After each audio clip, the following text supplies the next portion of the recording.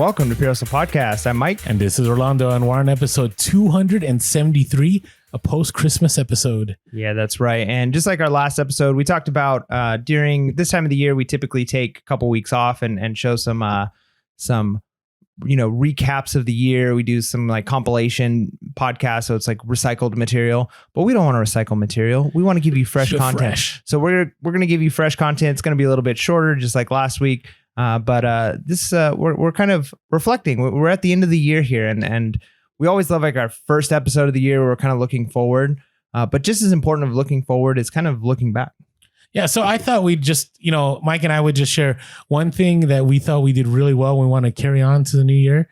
And another thing that we're probably not going to do anymore. So should we go negative first or positive first?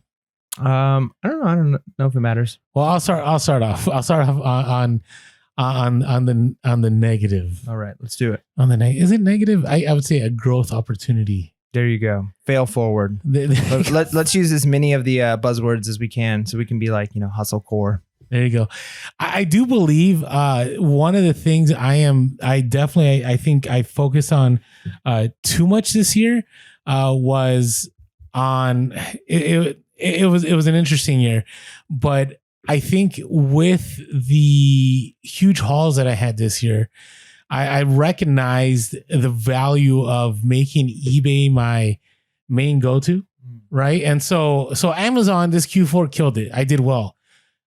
But man, did I have to work, right? And you can't match the amount of money you can make on Amazon through FBA. I don't think you can if you really go at it for 1 or 2 months.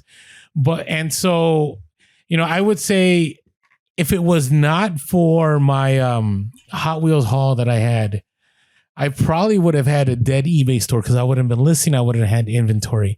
And I think part of that was I had been, throughout the year, I kind of was trying to relive 2020 because 2020 was a great year on Amazon. I sold clippers. I sold a bunch of other items. And I don't know. I think I learned this year that with my kids getting older and me having to spend a lot more time with them. So I had to, one of my sons started playing sports.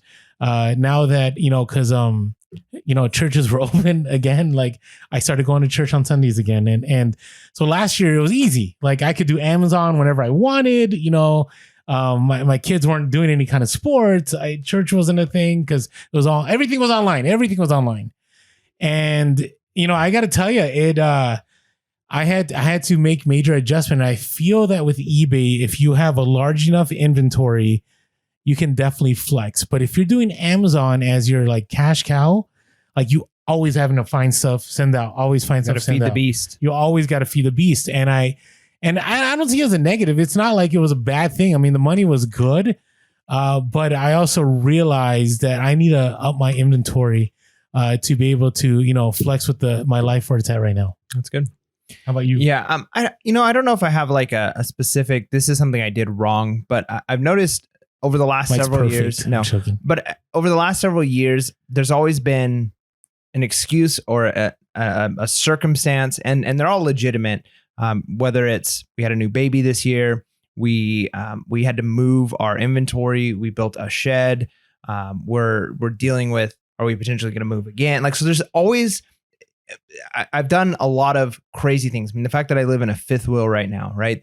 My life has been kind of hectic and chaotic and having kids and all of that. And so I haven't been able to give reselling the attention that I could.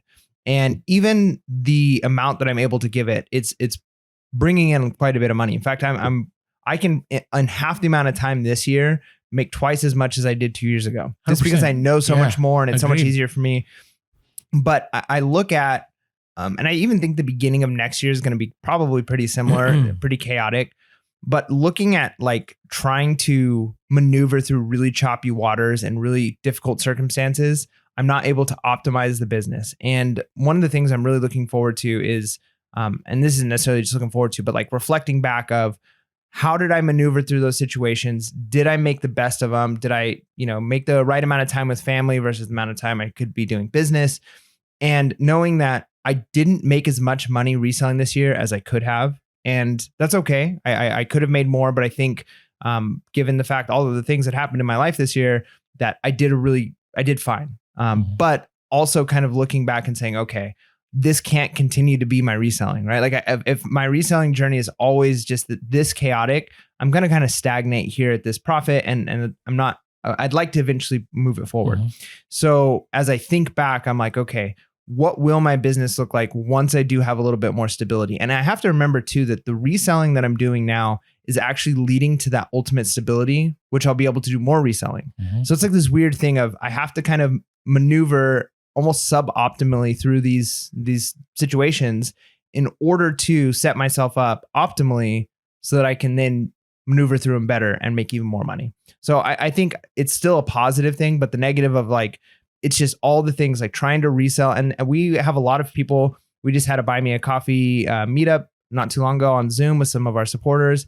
And I know several of those people on there, we've talked to them. We've got parents of young kids. We've got people who've got families. And so this isn't a unique struggle. It's not like my struggle is like this special, brand new, unique thing, but it's one of those things where it's like encouraging to see that you can still maneuver through them and then set yourself up so you're in a better place. I think for both of us, it was a trying time, like trying to balance reselling and family, right? You have babies, like, right, super young kids, and I have older kids. So like the sweet spot where I could like take my kid sourcing 8 hours and he loved everywhere he went, like those days are done, right? He wants to be with friends. He wants to go do this, he wants to do that. So we both have had to navigate. And I think that's one of the things that we want to do better this upcoming year. And we'll talk about that on our upcoming episode where we talk about, what are we looking forward to next year. But yeah, that's part of what we do up here as a podcast. We want to keep it real, right? That we've had to maneuver and make sure we keep our family's priority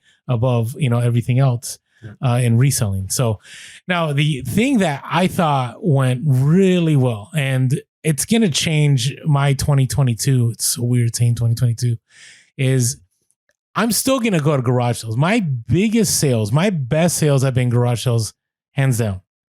There has not been items that I've picked up from the thrift store. I'm like, oh man, I picked this up at the thrift store and, I 5X, I 10X, whatever my money.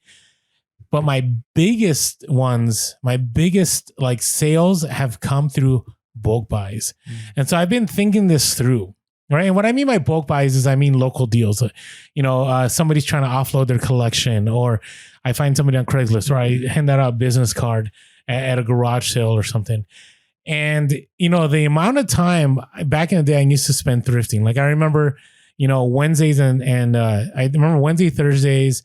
And there was times I would go every day to the thrift store. And if you guys have been following us on Instagram for a while, the first 2 years, you saw me at a thrift store like every day posting Instagram stories. And this year, you haven't seen a lot of that. And the reason being is I haven't been going out. And the reason I haven't been going out is because I've had major bulk buy purchases.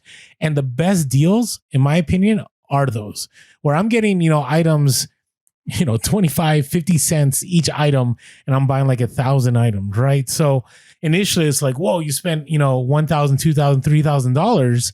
You're like, wow, that's a lot of money. But if you think about that, I've sourced enough on that one buy that I couldn't even do in 1 or 2 months of constantly going to the thrift store or going to the bins. And so I'm definitely shifting. I found, it's also been flexible in my lifestyle.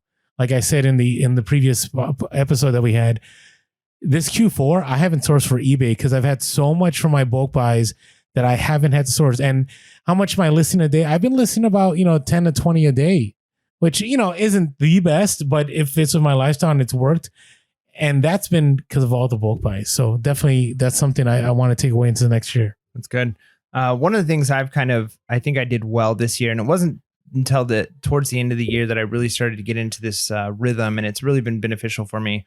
I love going to garage sales, but because I'm a full-time teacher and I'm involved in my church and I've got other responsibilities. We do the podcast. I really have like 1 day a week that I can do reselling. And that's Saturday. So my wife helps throughout the week of as shipping. far as like sourcing. Right. So, or even listing. Okay. So my wife will help throughout the week with the shippings. When something sells or if we're getting messages and stuff, she's handling those things while I'm at work.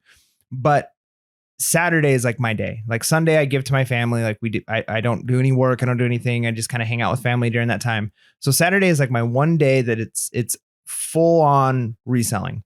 And for the most part, I've utilized that time for sourcing. And what ended up happening is the very common thing of a reseller having just death piles. And enough stuff was still selling that like my bank account, my inventory would still go up because there was still some listing happening. I was making enough money that I was still, my capital that I had available to me was going up, but I wasn't realizing as much as I could have because I still had piles. Like I'd list the easy stuff. I'd go out garage selling. I'd pick up 30, 40 things and I'd list like the 10 easy things to list and the other stuff would go into the death pile. And then my wife kind of convinced me, she's like, just stay home this Saturday. Don't go to garage sales and just list this Saturday. And I was like, oh, but I'm going to be missing out. But I was like, okay, I'll do it. So then I started doing this every other week. One week I'd go to garage sales or thrift stores and do sourcing. The next week I would do a bunch of listing and we'd get enough like pictures and draft set up that we could list throughout the next 2 weeks. And what I realized is my death pile started going down. My 90-day total really started going up and I was still sourcing enough stuff. Now, eventually I might get to a place where, hey, now I don't have any death piles. And if I spend a whole day listing, I'm not going to have enough stuff. So when that time comes, then I can say, okay, now I can do 2, 3, maybe 4 weeks where it's 80% sourcing, 10% listing. But the nice thing with doing this kind of rhythm for me, I think it's a good compromise for those of you who are part-time resellers. You don't have 40 hours a week to be sourcing and listing and all those things, is to say, I'm going to source really, really heavily. And then I'm going to list really, really heavily. And then I'm going to source really, and that rhythm may or may not work for you. But I have found that as a part-time reseller, you've got to get past that FOMO of I could be sourcing more.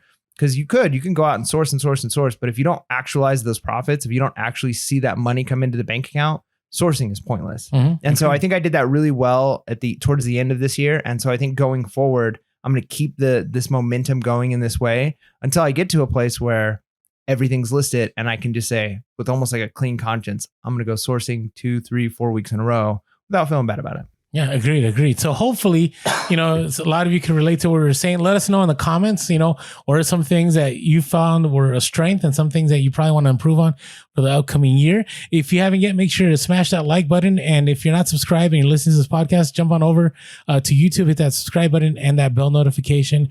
And hopefully you all are having a great post-Christmas break, vacation, something to do with family and friends. And with that being said, make sure to be real, be relevant, and be reselling blades. Peace.